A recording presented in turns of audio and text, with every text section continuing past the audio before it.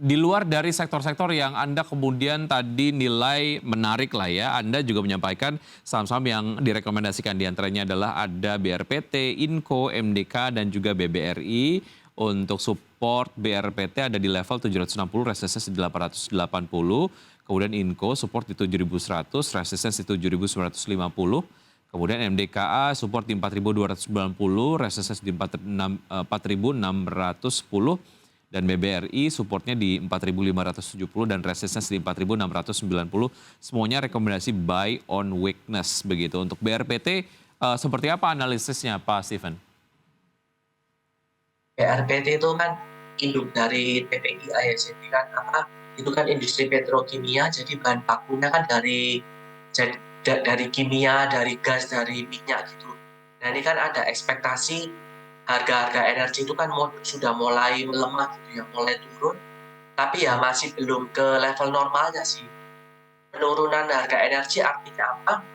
Itu akan memberikan sentimen positif bagi BRPT, karena kan harga bahan baku atau harga pokok produksinya dari BRPT itu bisa turun.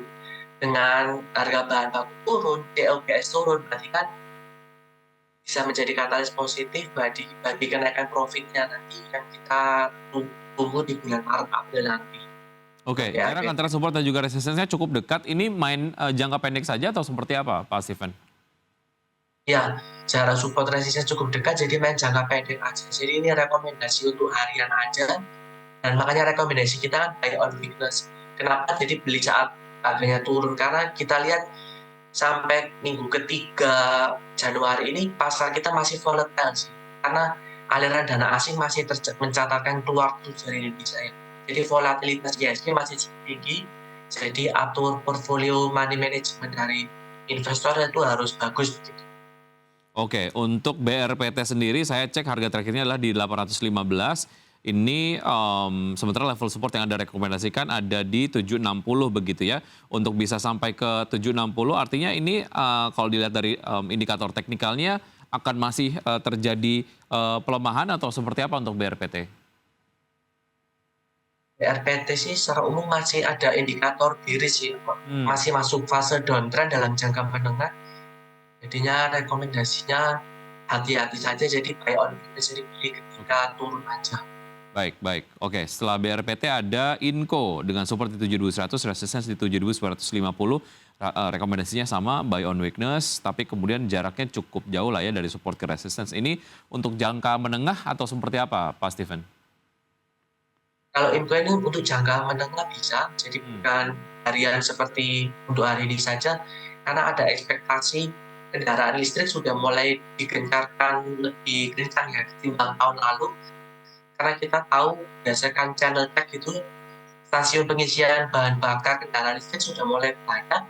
Kemudian Foxconn teknologi di perusahaan global itu kan mulai melirik Indonesia untuk masuk investasinya. Nah, salah satu penghasil dari lithium atau baterai kendaraan listrik, atau paling simpelnya itu baterai power bank itu, lithium itu kan dihasilkan oleh Inco. Jadi itu sentimen dari fundamental. Jadi kita bisa optimis di sektor Inco ini. Oke. Tapi sekali lagi masih harus diatur portfolio manajemennya sebaik mungkin, karena IHSG secara umum masih dalam fase bearish atau downtrend seperti itu. Baik, dibuka melemah 0,34% pada perdagangan hari ini, tapi kemudian kalau kita lihat tren pergerakan harga saham dari Inco sendiri terus mengalami penguatan dari 6 bulan sampai dengan setidaknya 1 mingguan lah ya.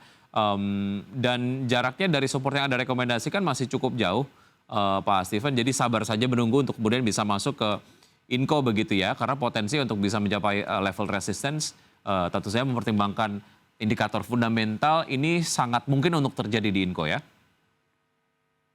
Ya, Baik, oke. Dari Inco kita menuju ke saham yang Anda rekomendasikan berikutnya. Ada MDKA dengan support di 4.290, resistance di 4.610, sama rekomendasinya buy on weakness. Untuk MDKA seperti apa analisisnya Pak Steven? MDKE itu kan terakhir pada hari Minggu itu kan China atau Tiongkok itu kan secara resmi membuka PSBB-nya atau PPKM-nya ya. Seperti kita, kalau kita Indonesia kan pembuka resmi kan 30 Desember tahun lalu.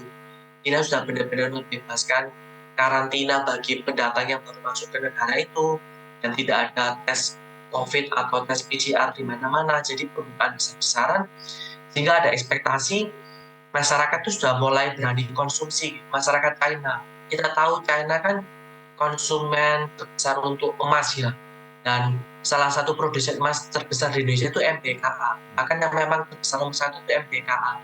Cuma dibutuhkan waktu untuk eksplorasi dari tambangnya MBKA itu untuk mencapai kapasitas maksimalnya begitu. Oke. Dibuka melemah pada perdagangan pagi hari ini melemah 0,23%, sebuah kemudian semakin mendekati level support yang Anda rekomendasikan. Oke, Anda tadi sempat membahas mengenai sektor blue chip perbankan begitu, Anda merekomendasikan BBRI. Seperti apa analisisnya untuk BBRI di pagi hari ini, Pak Steven? Ya, ini satu-satunya rekomendasi yang ada di blue chip yaitu banking ya, BBRI market cap terbesar nomor 2.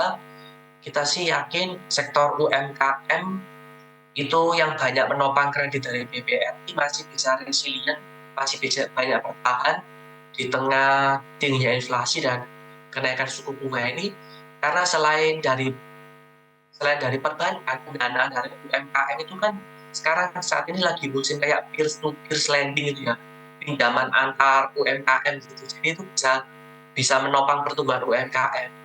Nah, kalau dari strukturnya masih belum bisa menopang, maka sektor UMKM itu bisa ambil kredit dari bank yang paling banyak menyalurkan kredit UMKM, yaitu Bank BRI. Ini masih cukup robust dan resilient kita lihat. Jadi ketimbang bank-bank besar lainnya, misalkan dari BCA yang banyak mengadakan kredit konsumer, itu kan bisa terpengaruh oleh tingginya inflasi, konsumsi masyarakat bisa melemah daya belinya. Sementara UMKM kita masih yakin masih akan robust dan resilient untuk Bank BRI ini. Oke, harga terakhir semakin dekat ke level support yang Anda rekomendasikan. Jadi sabar saja menunggu untuk bisa masuk ke level support di BBRI, sementara resistensinya di 4.690, rekomendasi buy on weakness. Jaraknya dekat, hanya jangka pendek saja, Pak Steven. Ya, jaraknya dekat, jadi dalam jangka pendek saja, karena Baik. sektor bank ini sangat sensitif dengan inflasi Amerika hari Kamis nanti ini, Pak. Baik, jadi itu kayaknya strategi yang cukup aman lah ya. Pak Steven, kita masih ada satu segmen, kita akan lanjutkan usaha jeda berikut ini, dan tetap bersama kami, usaha jeda kami akan segera kembali.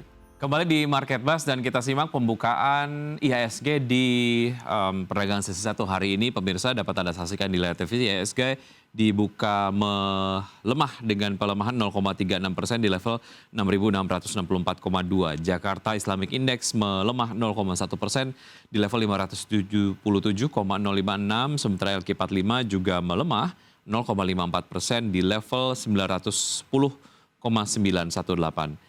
Saham-saham yang masuk ke dalam jajaran top gainers diantaranya adalah Wine, kemudian ada Enak, Elite, dan PBRX dengan penguatan masing-masing 1,28% untuk Enak, 17,05% untuk Wine, sementara itu untuk Elite dan PBRX menguat 9,27% dan 7,62%. Dan berikutnya adalah ada BBRI yang tadi sempat dibahas mengenai saham yang direkomendasikan oleh Pak Steven yang kemudian masuk ke dalam jajaran top losers, melemah 0,44%. Kemudian BMRI juga melemah 2,06%, BBCA melemah 0,59%, kemudian Astra Internasional juga melemah 0,93%. Pak Steven, apa yang bisa dimanfaatkan dari pelemahan saham-saham berbasis perbankan sektor blue chip ini? Ya, sektor perbankan apabila kita lihat tuh memang masih menjadi index mover ya, dia yang benar-benar menggerakkan IHSG dari Big Four, dari 4 bank itu, BCA, Mandiri, BRI, dan BNI. Jadi ketika dia melemah, kita lihat valuasinya dulu. Valuasi paling murah secara price to book value, jadi harga dari saham tersebut ke nilai bukunya itu paling murah dari Bank BNI sih. Jadi buy on weakness-nya bisa di Bank BNI jika ingin masuk ke sektor perbankan. Tapi kalau rekomendasi harian hari ini ada di Bank BRI itu tadi.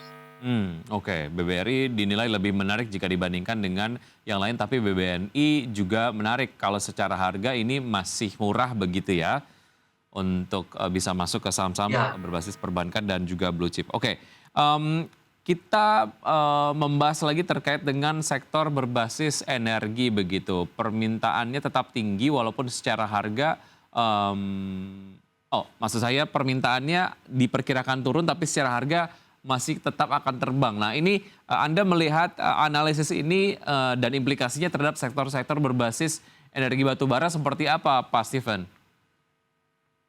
Ya, menarik sekali. Ke komoditas energi itu permintaannya memang diekspektasikan turun, karena kan memang tahun ini kan dunia akan diprediksikan akan masuk ke resesi, begitu ya, utamanya di Amerika, Eropa, di negara-negara barat, Amerika dan Eropa.